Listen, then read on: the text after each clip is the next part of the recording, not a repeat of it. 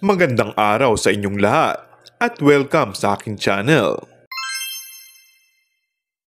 Ayon sa kumakalat na balita, may isang aktres na 6 na buwang mawawala sa Pilipinas dahil pansamantala siyang maninirahan sa ibang bansa na minsan na nilang pinuntahan ng kanyang kasintahan.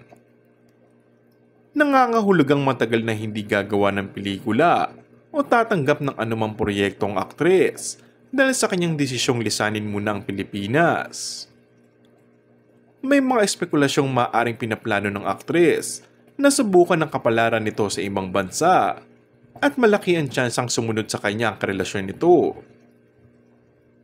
Pero isang bagay ang sigurado, kasama ng aktres sa pag-alis nito ang kanyang anak na magkakaroon na ng pagkakataong mamuhay ng malaya at malayo mula sa mga intriga.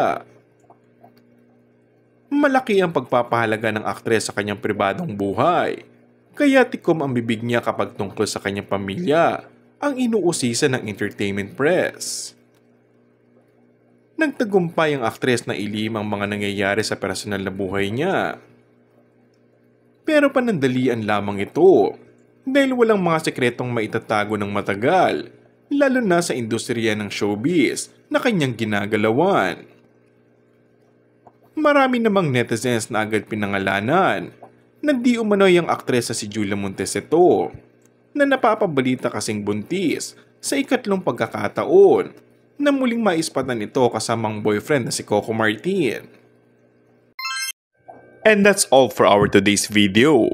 Kung bago ka lang sa aking channel ay mag-subscribe at pindutin na rin ang notification bell. Maraming salamat!